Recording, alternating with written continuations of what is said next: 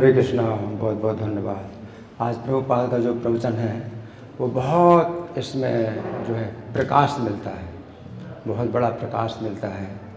तो इस श्लोक में जो प्रहलाद महाराज अपने सहपाठियों को उपदेश दे रहे हैं और प्रहलाद महाराज को एक प्रकार से बंधन में रखा गया है। उनके जो शिक्षक हैं प्रहलाद महाराज को बहुत डांटते हैं और उनको जो है हमेशा दबाते हैं। और अब जो है शिक्षक लोग नहीं हैं पाठशाला में, तो बच्चे खेल रहे हैं और प्रहलाद महाराज जो है बैठे हैं एकांत में। तो बच्चे लोग सोचते हैं कि इनको जो है शिक्षक बहुत डांटते हैं, इसलिए ये जो है इतना दुखी है, निराश है कि ये खेलना नहीं चाहता है। तो बच्चे जो है अपनी तरह सोच रहे हैं प्रहलाद महाराज को कि ये जो है एकांत में बैठे हुए हैं, ये नहीं खेल रहे हैं, हम लोग खेल रहे हैं। तो खेलने के लिए बुलाते हैं प्रहलाद महाराज को, खेलने के लिए आओ आओ, अभी तो शिक्षक नहीं है, अभी तो तुम्हें कोई डांटने वाला नहीं, आ जाओ आ जाओ, हम लोग खेल रहे हैं।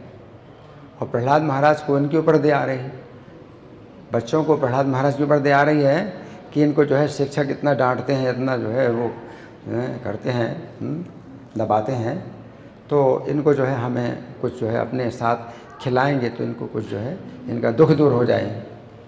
तो प्रहलाद महाराज को उनके ऊपर दया आती है और प्रहलाद महाराज उनको बुलाते हैं कि तुम लोग आओ मेरे पास।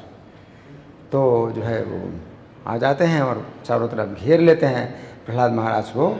और चूँकि ये जो है बिल्कुल बच्चे अभी बिल्कुल निर्दोष हैं और इन पर कुसंगति का कुछ असर नहीं पड़ा और नास्तिकता नहीं है इनके अंदर, ये बिल्कुल हृदय के जो है बिल्कुल कोरे हैं, इनके हृदय में कोई इस तरह के भाव संस्कार नहीं है, अशुद्धियाँ नहीं है।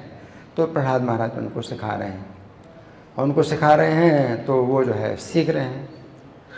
और इस श्लोक में प्रहलाद महाराज कह रहे हैं यथा ही पुरुषस्य विष्णु पादों प्रसर्पणम, कि जिस प्रकार जो पुरुष है यानी जीवात्मा है तो उसका जो विष्णु के चरणों में समर्पण जो है तो उसी प्रकार स्वाभाविक है यदेश सर्वभूतानां प्रिय आत्मेश्वरासुर, उसी प्रकार से है जैसे कोई व्यक्ति अपने प्रिय के प्रति क्या करता है, सेवा करता है।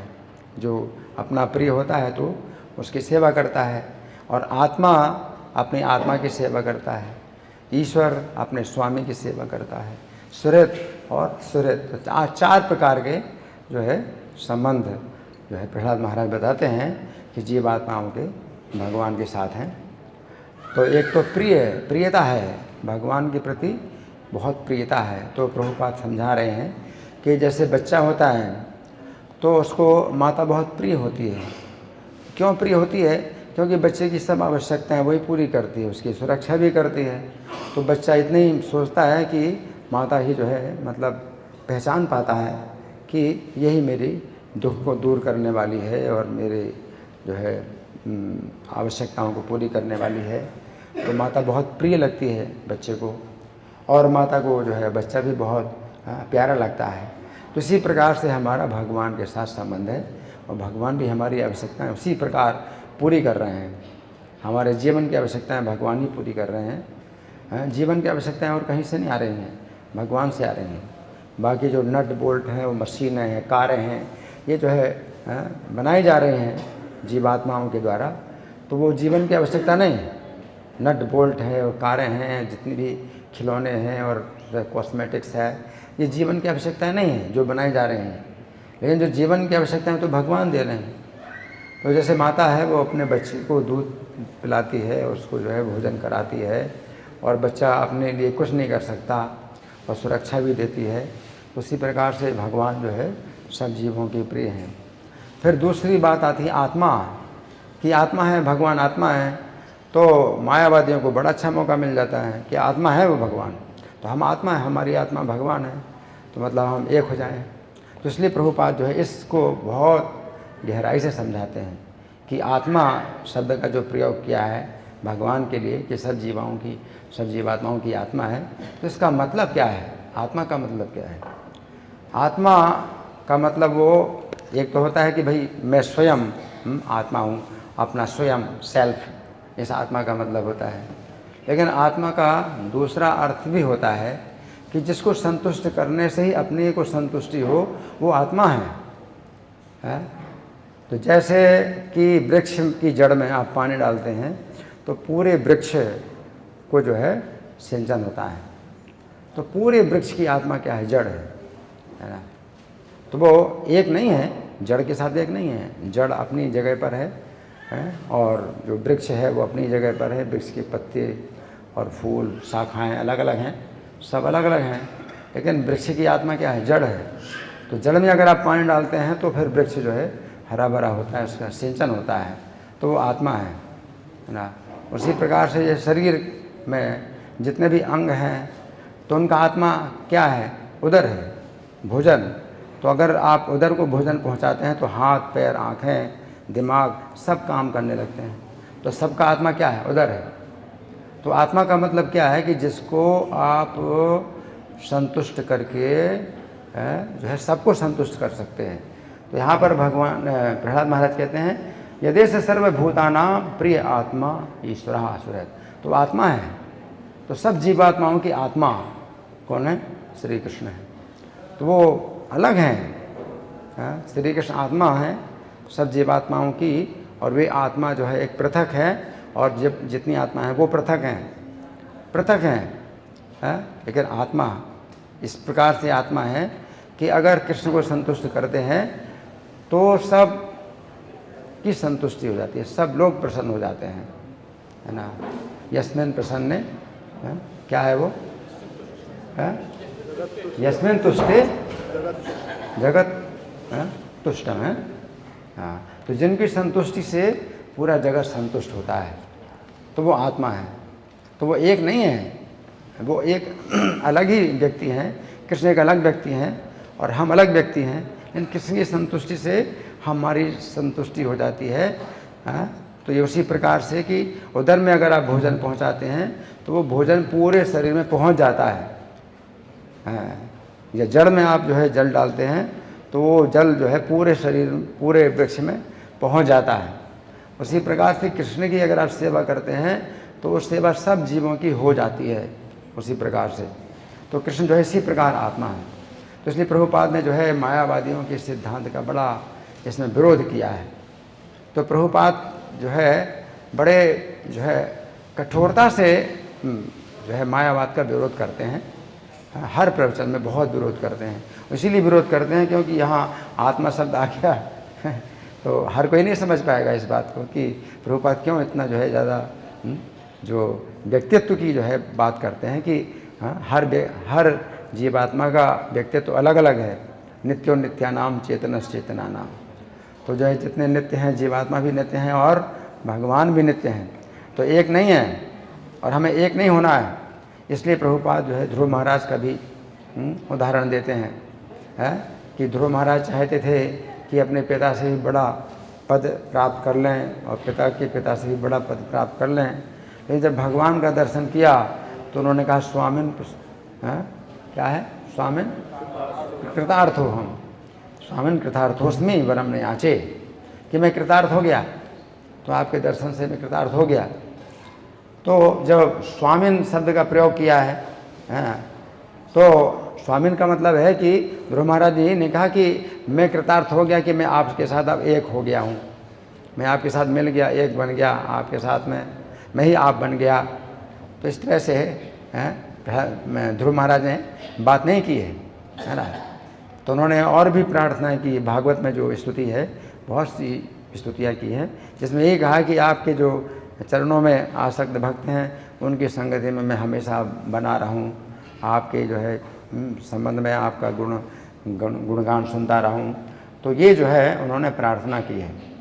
तो इसी प्रकार से यहाँ पर जो है प्रहलाद महाराज कहते हैं कि विदेश सर्वभूतानां प्रिय आत्मा ईश्वरः सुहृद, कि वे जो है आत्मा हैं सब जीवात्माओं की, कि जैसे आप यथा स्कंद शाखा नाम तरोर्मूलावशेषणम, कि वृक्ष की जो है आत्मा क्या है? जड़ है और मूल है, उसका सिंचन करने से यथा स्कंद शाखा नाम, जितने भी शाखाएं हैं और जो है पत्ते हैं उनका सिंचन हो जाता है।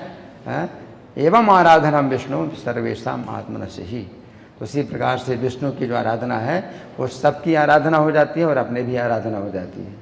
और अगर आप जो है अपने को संतुष्ट करना चाहें तो आप अपने को संतुष्ट नहीं कर सकते, लेकिन अगर आप भगवान को संतुष्ट करते हैं तो आपकी भी संतुष्टि होगी और सबकी भी संतुष्टि होगी।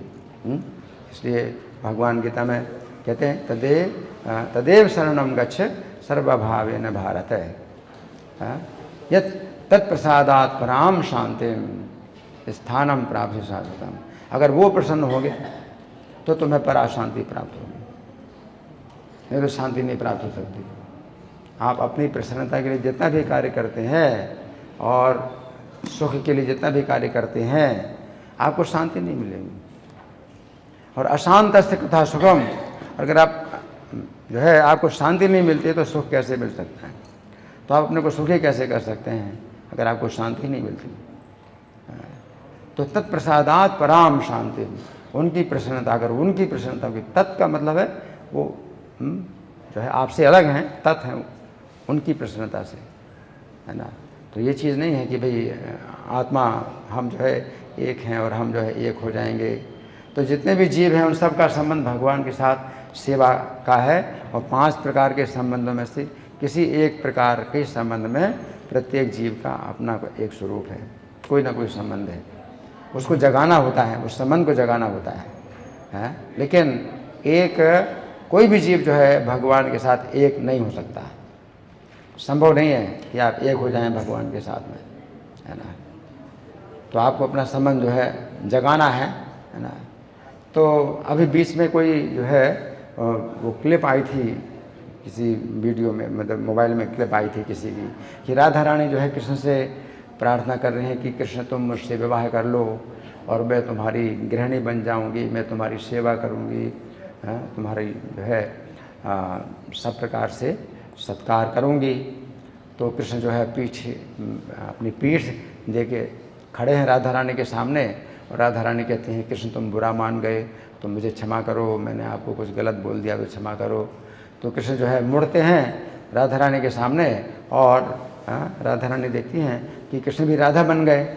और कृष्ण कहते हैं कि राधा मैं तुमसे कैसे शादी कर सकता हूँ, शादी तो 2 में होती है लेकिन हम तो एक ही हैं, 2 तो है नहीं, तो फिर मैं तुमसे कैसे शादी कर सकता हूँ। तो यहाँ ये जो है वो इस प्रकार का संदेश दिया जा रहा है कि राधा और कृष्ण एक हैं। लेकिन ये सिद्धांत नहीं है हम लोगों का ये सिद्धांत नहीं है। हमारा सिद्धांत क्या है कि कृष्ण जो है आदि पुरुष हैं, परम पुरुष हैं, और राधा रानी जो है आदि प्रकृति हैं, परम प्रकृति हैं। तो कृष्ण जो है पुरुष हैं तो प्रकृति के भोक्ता हैं, और जो प्रकृति राधा रानी प्रकृति हैं वो भोग्या हैं। तो इनका जो संबंध है वो ऐसा नहीं है कि भाई वो बिल्कुल तत्व से एक हो जाएं। तो जो राधा रानी का तत्व है वो क्या है, वो आदि प्रकृति हैं, वो कृष्ण की आह्लादनी शक्तियाँ हैं, वो कृष्ण को सुख देने वाली हैं। तो इस तरह के जो सिद्धांत हैं फैलाए जाते हैं, तो हमारे इस्कॉन के भक्त लोग भी जो है सोचते हैं कि हाँ भाई बहुत बढ़िया, ये बहुत अच्छा विचार है, कृष्ण राधा एक ही है। लेकिन नहीं, यहाँ पर कृष्ण एकमात्र भोक्ता है, भोक्तारम, परम भोक्ता है ना। और जो राधा रानी है तो वो कौन है, कृष्ण की भोग्या है, वो प्रकृति है ना। तो श्रेष्ठ सर्वश्रेष्ठ जो है राधा रानी है, प्रकृति हैं, आदि प्रकृति हैं, कृष्ण की आह्लादनी शक्ति है, कृष्ण को सुख देना उनका कार्य है, और कृष्ण जो है भोक्ता है।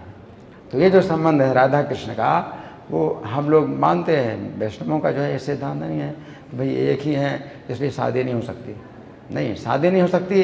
क्यों नहीं हो सकती शादी? क्योंकि वो अनादिकाल से राधा रानी कृष्ण की आह्लादनी शक्तियाँ हैं, इसलिए शादी नहीं हो सकती। शादी तब होती है जब पहले कोई संबंध नहीं था और अब बना नया संबंध तो शादी होती है। राधा और कृष्ण की शादी अगर नहीं हो सकती तो इसलिए नहीं हो सकती क्योंकि वो पहले से ही मूल प्रकृतियाँ हैं भगवान की चिर संगिनी है ना। तो गोलोक धाम की वो ईश्वरी हैं और श्री कृष्ण गोलोक धाम के परमेश्वर हैं।